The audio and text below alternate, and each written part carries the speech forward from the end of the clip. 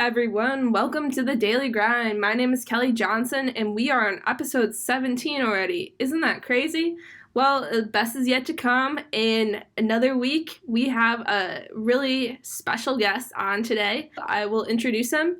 Anurag Choudhary. He is a software engineer at Microsoft for over 3 years in the Seattle area. He's truly living the daily grind, flying into Chicago every weekend to pursue his MBA at Chicago Booth School of Business, has served as CTO at a nonprofit called the Irrelevant Project, fighting gender stereotypes, formation, adolescence, and is a passionate instrumentalist and songwriter. So welcome, Anurag. Woohoo!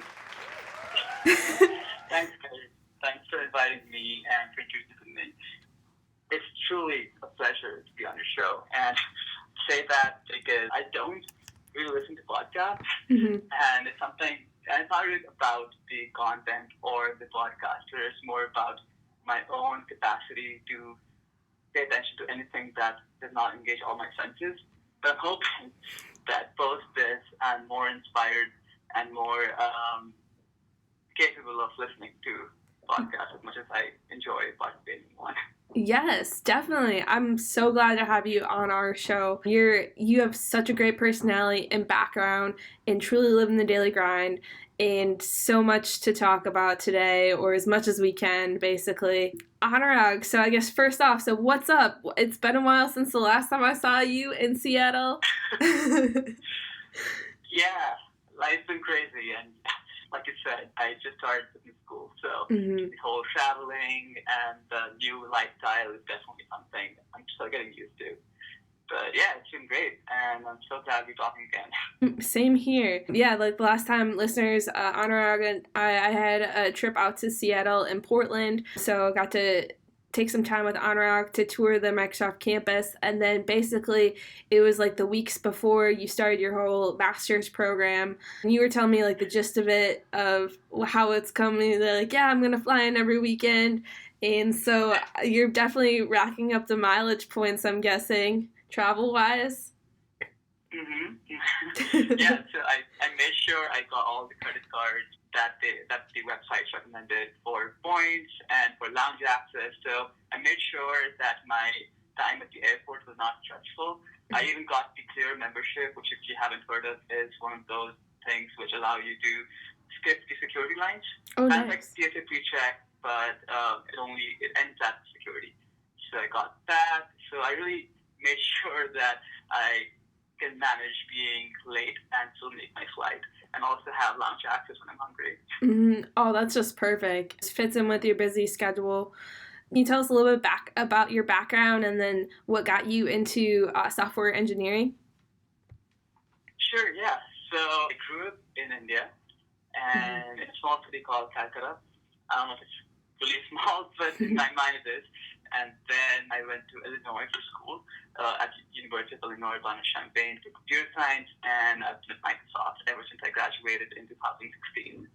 And what got me into computer science is kind of funny. If you observed me as a child, even for a few days, you would know I would want to do something with technology, because I was just organically drawn towards anything that ran on batteries or electricity. It could be a calculator, a computer, a keyboard, or even a microwave. I would make sure I exhaust all my explorations with it till I knew what it was capable of.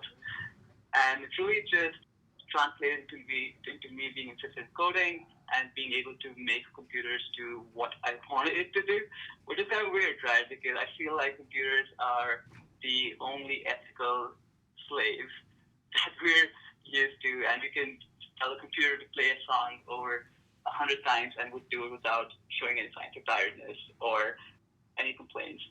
So that really fascinated me, and I grew up, I think middle school was the first time I was exposed to a programming language, and I remember making this really silly quiz that I made all my family members go through, which judged you on how well you performed.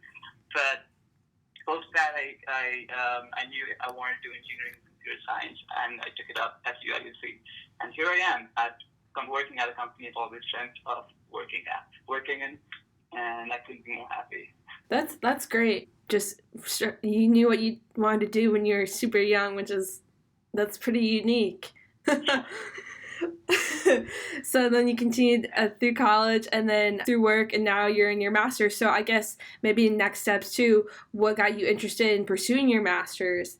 Yeah, so what happened was as soon as I started Microsoft, I realized that outside of my professional and work life, I had little to do. And it's something I feel like a lot of new grads would relate to is that as soon as they're out of that structure of school, they really have that flexibility and the overwhelming freedom to do anything with their lives. So I ended up joining this nonprofit as a developer, the Development Project, and I liked the concept of gender intervention so much that I asked them if I could step up as a CTO, which they happily agreed to. And as soon as I did that, I realized that a lot of these decisions I was making and a lot of these brainstorming sessions I was doing was lacking the business justification or evidence. And I really wanted to fill that gap, which is why I realized that a master's in an MBA in business would really help. Also, because entrepreneurship runs in my family. My dad, my sister, my sister's husband, they're all entrepreneurs and they're all doing great. So I was really drawn towards that aspect of business as well, and I do want to eventually start my own company. So I feel like all this that education and the network and the opportunities will be great for pursuing those things.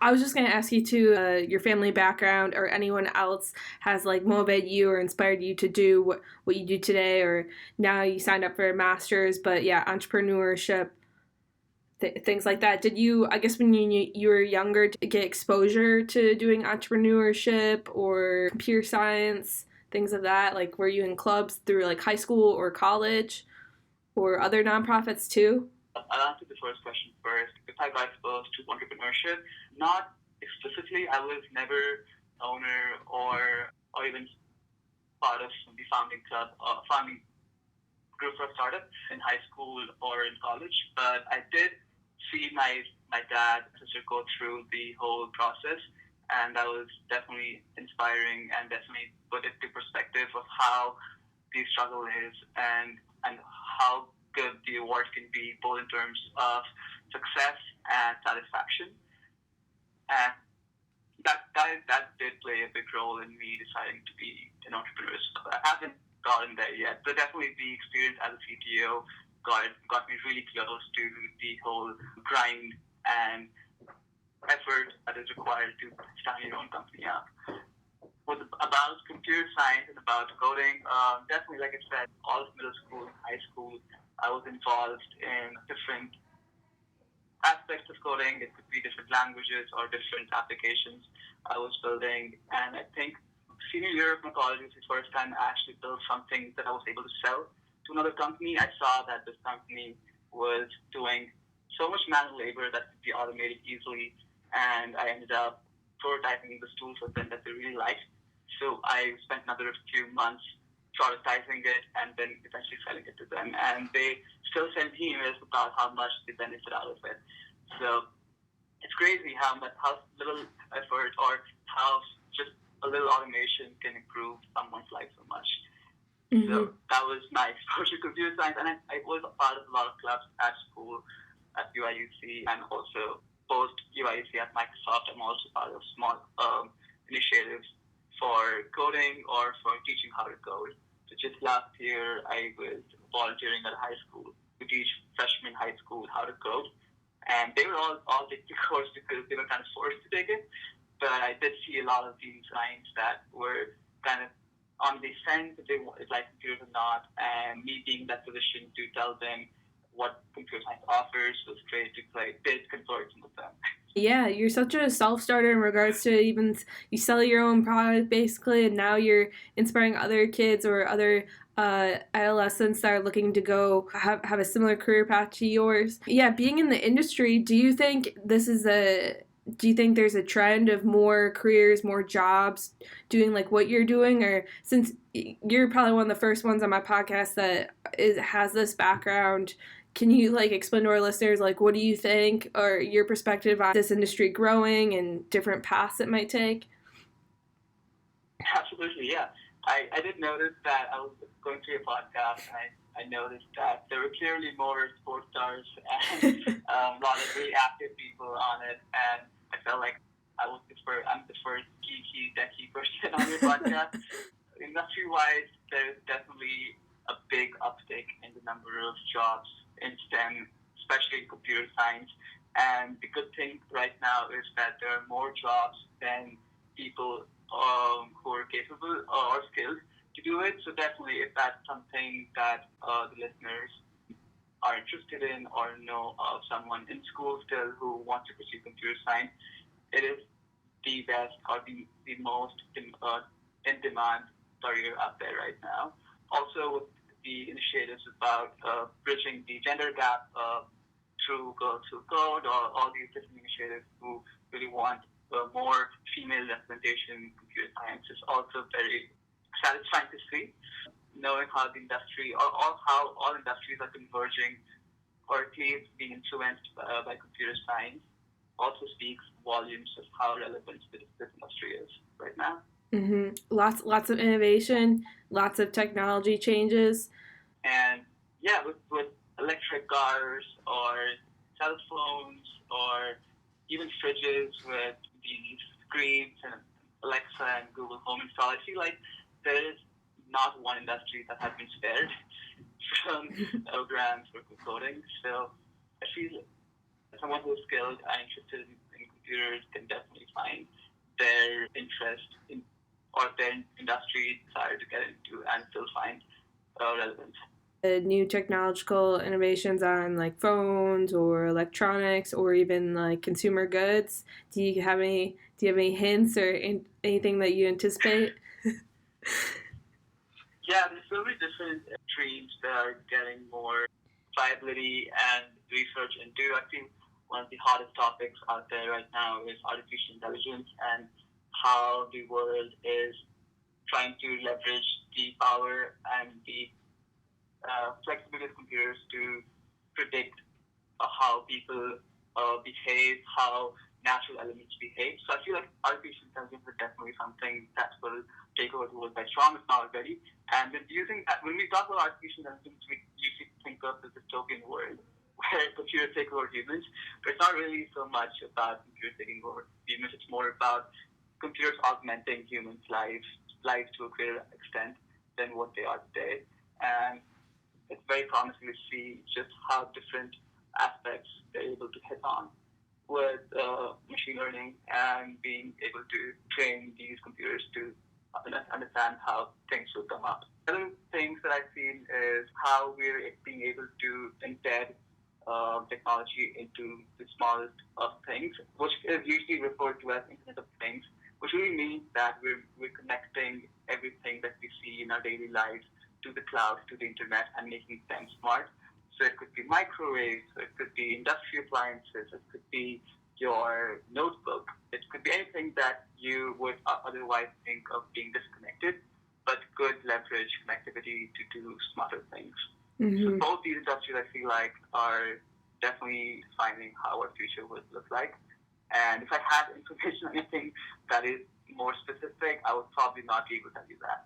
But otherwise, these two industries are definitely. Yeah, I thought I'd ask since you're the most knowledgeable person that's been on my podcast so far, and I'm not in this industry, but I'm more into consumer goods and sporting goods. And talking about like the daily interactions, what you do on a daily basis just to make our jobs easier or lives easier in general. So you talked about your nonprofit experience, what you currently do, your studies, that whole daily grind that you do on a daily basis. How do you like balance your schedule, like how you manage your time? So I'll give you this though, that whenever I say I have not perfected anything that I'm striving for, mm-hmm. and it's still a process, it's still a new lifestyle that I'm trying to optimize.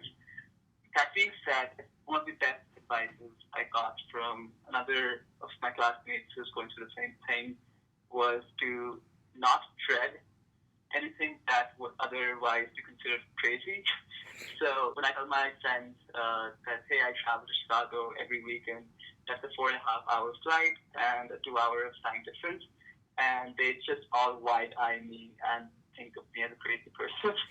And because it is crazy, it's not something that you would want to do unless you have the incentive to do it. But I feel like the first 2 weeks when I did something like this, I was definitely stressing myself out. I was rushing to the airport. I was juggling food, packing, and unpacking, and doing my chores, and it's just seemed overwhelming.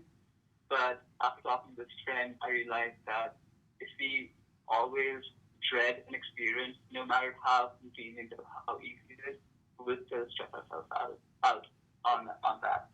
So that change of mindset and just approaching it with some level of positivity would definitely that definitely changed the way I was able to manage it. I was now able to more optimize it. I was able to read more while commuting or just catch up on email on the flight. Even the lounge access, I could make sure that I would do my dinners at the airport. So all those really helped me systemize, create a schedule. So I think I haven't answered your actual question of how I do it. This was more about what my mind is doing when I'm doing these things. Definitely, yeah, just like a positive outlook and then just planning ahead. So setting out a schedule and I wouldn't say multitasking, but being efficient with your time when you're in different places or while you're commuting to and from places. I think that's really important. Exactly. I think that's really important. Just even I don't fly out, or I'm not currently studying anything, but when I try to maximize my time, like if I drive up to Wisconsin or if I am traveling to visit someone or going places, I try to think of other things to do or read or things that I have going on to help maximize my time, or just and think of it on the positive side. Don't think of it as negative. Just think of like, oh, a new way of getting things done, being efficient. That's really interesting. Right. Yeah, it just goes beyond a flying routine. It could be something as simple as working out. If you're always thinking about just getting out of the gym, you would probably not be able to sustain working out on a regular basis. You have to look forward to something you're doing, despite it being hard or inconvenient, and maybe down the line you'll start enjoying it.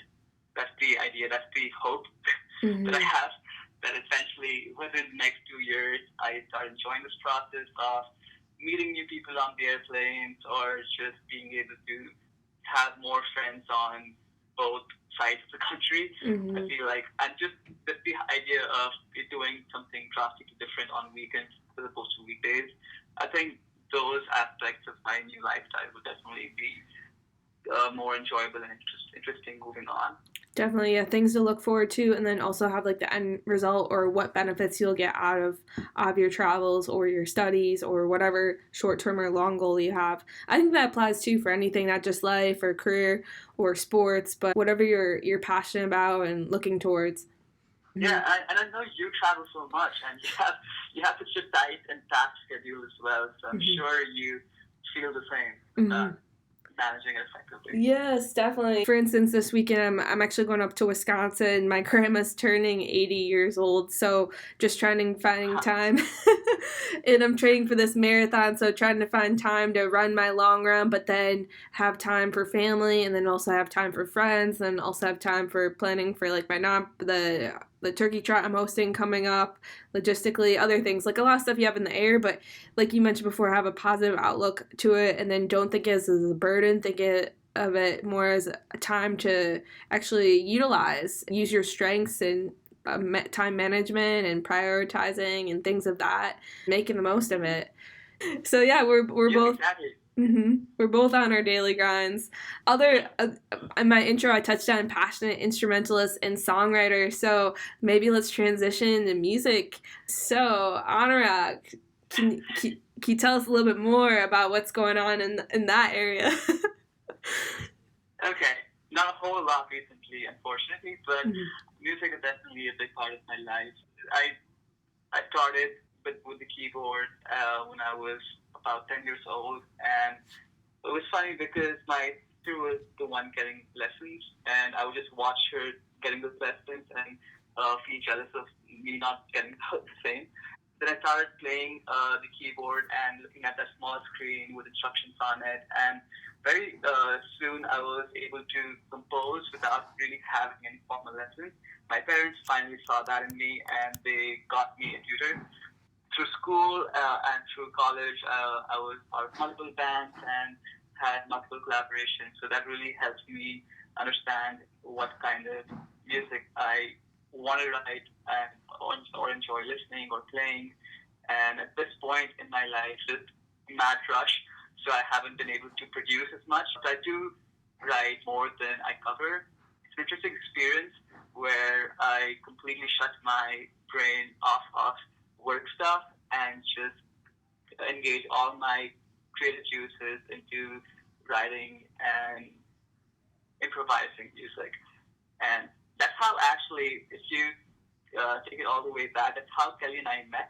Because Yeah. Sneha, our common friend, is when I was in a band with, and Kelly was Sneha's friend, and I was in Chicago for an internship, and Sneha introduced me to Kelly. So, yeah, music might not be my profession, but it definitely opened up doors for meeting really interesting people through who are also interested in music or not, but it also helps me relax and unwind at the end of the day. I was just going to touch on that. So basically, yeah, music brings people together, like you and I. I admire what you do because I'm not an artist or a musician by any means, but I love watching music or live or listening to people's how talented they are and them expressing their passion for music through songs or however channels I guess you'd say it. I definitely admire what you do, and I can tell it's like it's a lot. It's like any other like a sport or even anything else or a hobby. It's work. You put work, the work that you put in, you produce things, so more things come out. Songwriting, that's so cool. Would you consider it as this like a stress reliever, something that you can relax? You said you like relax. It's something that you can do outside of work. For sure, yeah. So I don't know if there is science behind this, but just diverting into a completely different activity definitely keeps both your engagements fruitful. And when I play music, it definitely brings me back to, let me rephrase it, it definitely relieves stress and helps me take my mind off work, which is important. Otherwise, I just burn out. And it could be something as I'm listening to that I want to cover, or just getting on an instrument, to be guitar or keyboard, and just playing what comes to mind. It really soothes me and helps me relax. So yes, answer is yes, yeah. Are you producing music or even in general too? Do you listen to music via like Spotify, like iTunes, SoundCloud? Do you have like a go-to and like playlists, I'm guessing? Yeah, Spotify has been the go-to app for me, and I have all the playlists that I listen to on there, and I really like their curated playlists as well. So if I'm feeling indie or if I'm feeling sad, I know there's a playlist called Devastating, which is actually beautiful. You should all listen to it. There's just a bunch of playlists on there, and for every mood and every genre. So it really helps me get all the inspirations or ideas or just plainly listen to music I want to listen to. So it satisfies all these different requirements I have from music. It's kind of crazy, right? Just about 10 years ago, the only way you would get music is through CDs or cassettes or through downloading YouTube videos. And now we have access to this one app that has just almost every music we've ever listened to or want to listen, and they keep coming. So. Yeah, I agree. And that's all. Yeah, that's all possible because that's just how fast computers have been advancing, and the space has been growing, and these apps and these new things in our lives are a testament to just how powerful this is. Definitely, yeah, it just ties into our overall theme for today and your background in software engineering and computer science, just like how music has been affected through that realm. Innovation through music. I remember getting like my first, I remember having a CD player and then my first iPod Nano. And now I just use my phone. Exactly, yeah. I would not have imagined when I had my first iPod Nano as well that one day everything would be on the phone. I would not have to rip CDs. I would not have to download illegal music, and I would just be able to pay barely a few dollars to get access to everything I want to listen to. Mm-hmm. Yeah, things have changed. Things have changed for the better though. Definitely helps me out. I use music a lot. I listen to music at work, and then also like you, I have like moods or I turn stuff on when I'm outside the office or when I'm working out or running. I have a couple of like running playlists I go to so I can run Kelly fast. Yeah, so music is I really like the branding. I think Kelly Fast mm-hmm. it has to ring to it, and it's so fun to say it. Yeah. It makes me run faster. It motivates me to run fast because if I don't run fast, I can't hold that hashtag, anymore. No, for sure. I can see how just having that word in the name really motivates you Mm-hmm. to stick to it. Mm-hmm. It is my own personal brand identity. There's no one else on. I recently searched like a few weeks ago, like, oh, I wonder if there's anyone else using this hashtag, but there actually isn't. Separates me too because my last name's really common. So there's not a lot of Kelly Johnsons that are Kelly Fast. So guess set yourself apart. Amazing, yeah. Do you have any like screen names or nicknames for your music background or even your engineering background? Nicknames. I don't. I do have handles across all platforms, and how it is Anurag, except the U is a 5, and there is a story why I'm on 5 Rag everywhere, which is that Anurag is a really common name in India, and I wanted a shorter handle across all platforms. So when I was very young, I think freshman high school was when I adopted Unfive Rag, and if you look for Unfive Rag on anything, it could be YouTube, Instagram, Facebook, Twitter, LinkedIn, they're all Unfive Rags. So that's the only nickname or the handle that I have out there. That's good. Yeah. Hey, no, it sets yourself apart too, and you can. It's good to. Yeah, I like remember it. Easy to remember. I like the stories. Do you have any? Do you like going to on the music side too? Do you like going to like live shows? Just playing with other people, other musicians? Do you collaborate with other people that have a background in music? Yeah. So to the first question, I love going to live shows. I feel like that just shows a different side of the artist you've always listened to on Spotify or on speakers, and Coldplay or I know Taylor Swift, they just have these extraordinary concerts that you should all go to. That being said, I haven't been able to attend a lot of concerts just because of my busy schedule, and because every time I want to go to a concert, it's happening in the next week or so, and the tickets are ridiculously highly priced or just not available. So planning wise, also all the big artists have you want to get those tickets much earlier, and I'm not one of those people who always looks for those, so I usually fail. But the second question about collaboration, absolutely. I think that's one of the best parts about being a musician is that you can easily find more people interested and also want to collaborate. It also brings so much more inspiration and music on board. For example, if they have their background in jazz or blues and you come in with something that is more indie or alternative music, you can the combination is always such a incredibly satisfying thing to see come upcoming. And I've had that with a lot of artists locally and even overseas through Skype. So not all of them are on YouTube or any streaming channels, but just playing with them, just jamming with them is great. Mm-hmm. Do you have groups both in Seattle and Chicago that you collaborate with? Not groups that I regularly collaborate with, but definitely have friends, including Sneha, who I definitely jam with when I come to Chicago. And even back here, I have a few friends who I used to hit up when I want to jam. Off late, though, I've been trying to compose for myself and being able to just finish a few tracks that I have on my voice notes, which is again something very interesting of how many artists just have these hundreds and thousands of voice notes on their phone that they all want eventually to be tracks, but are usually unable to do so. So I'm in the same boat. I have so many different voice notes that I have recorded that I want to eventually make a song out of. And I'm just trying to work those out and record them whenever I get a few hours in the middle of my schedule. I mean, yeah, you have them saved on your computer, so or your phone, so you're good to go down the road. It's just finding time for it basically. How about on the live music side? Do you see any?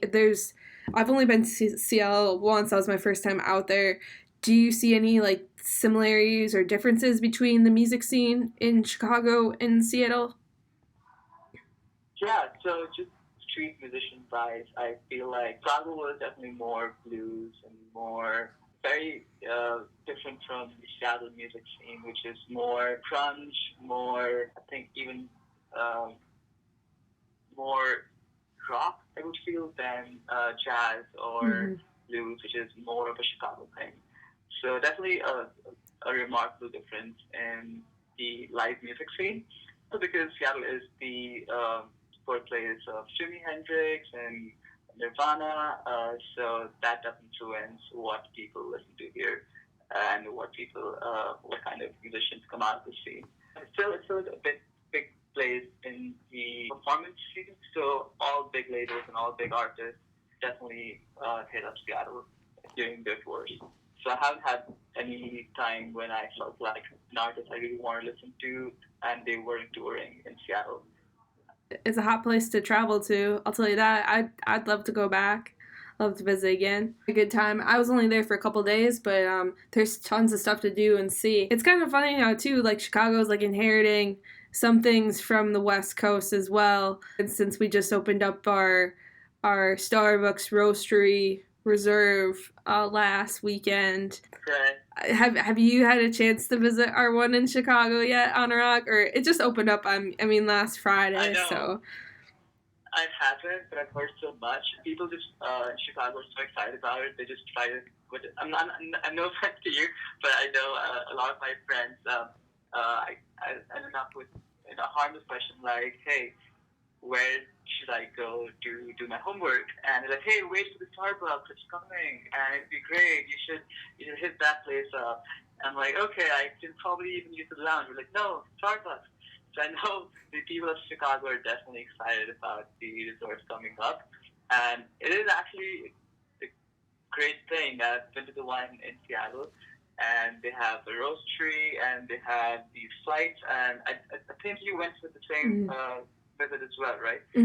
Yeah, I got to check out the one in Seattle, the roastery. I did a flight of the coffee. That was really good. I didn't get to check out having the bakery, or I guess their late night more like alcoholic beverages. I didn't get a chance to do that. Overall, I thought it was a really cool experience. Lots of like interactive stations and things. You got to see the employees making these creations in person or parts of the brewing process. Chicago one, I have not got a chance yet to visit. I walk past the roastery like every day to work and every day when I walk home, and there's just been crazy lines to get in. I've heard that over the weekend, not so much on Friday, but I'd say Saturday and Sunday, there's like over an hour wait to just get in, and that's through the whole entire day, both in the later morning, afternoon, and evening. This morning when I did walk to work, there actually was not a line, surprisingly. But I'd say the mornings are more free, but once you're afternoon to evening, it gets packed up because obviously that's our rush hour scene, basically. So lots of foot traffic, and it's still not even a week old. So I expect the tourists or people I've heard saying it's like the coffee capital of the world. I don't know. That's pretty a bold statement there. Chicago's putting herself on the map again for a different product. So I'm glad to be part of the coffee scene here. So yeah, I can totally predict that happening. The amount of excitement I saw just by talking to people on the weekend about Starbucks, I was kind of I kind of anticipated that this would happen, where people would just line up all parts of the day just to go into the same store that they have been to all their lives. It's just a different setting and a bigger store and with more options, I guess. Mm-hmm. But the vibe and the ambiance is what people would line up for, I guess. This one is compared to the one in Seattle. This one is 5 stories tall, so there's a couple different floors. It looks like they just made things a little bit bigger, and they have, I think, with the other floors, they have space to hold weddings or corporate events. So that's probably something that's a little bit different to reserve.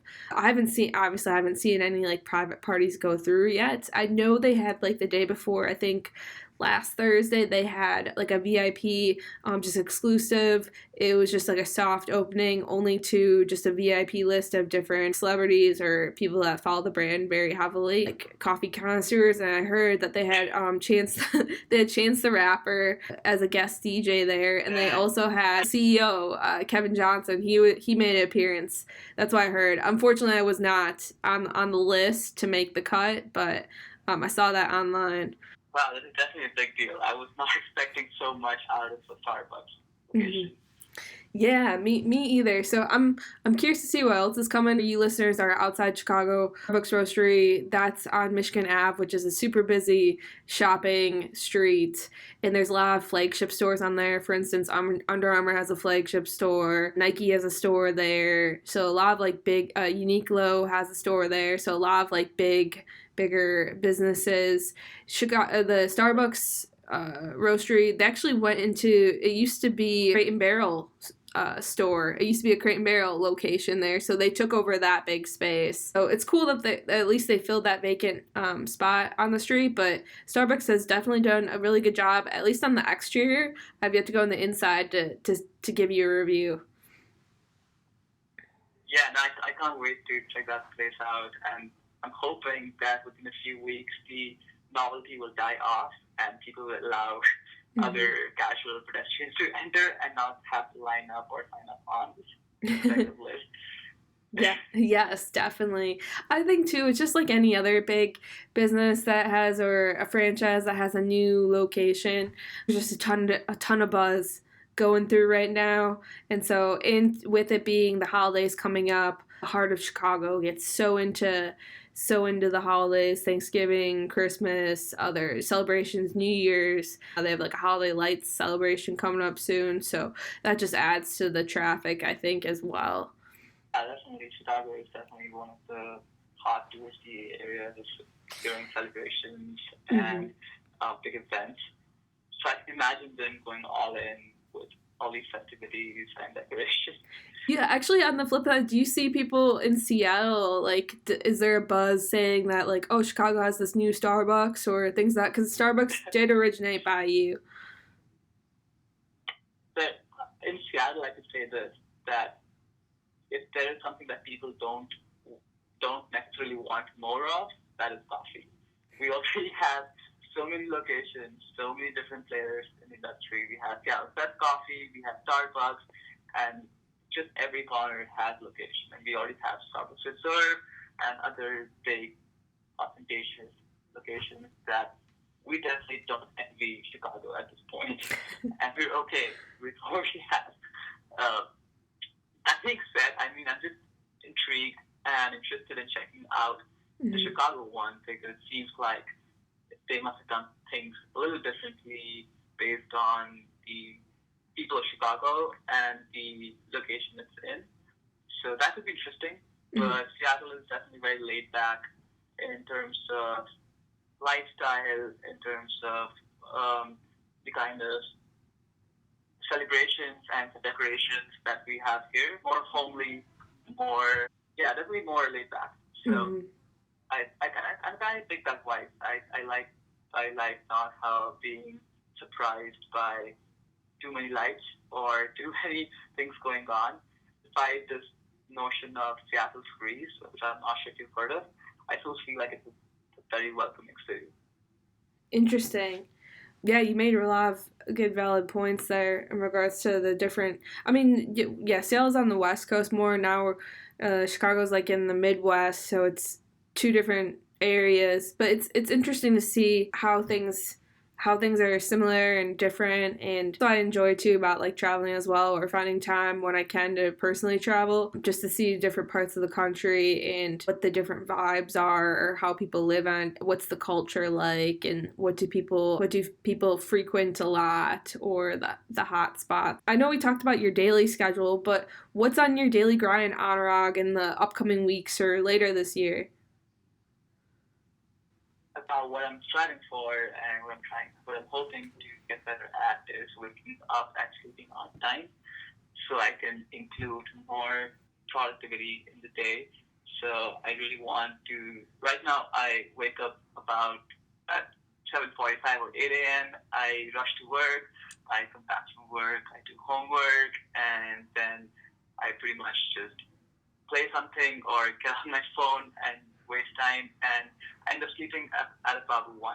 So I'm not really getting more than 6 to 6.5 hours of sleep. So that means I'm usually more tired than I want to be.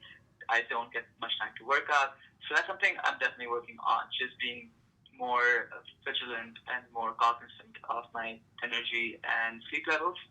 So fix that, moving on.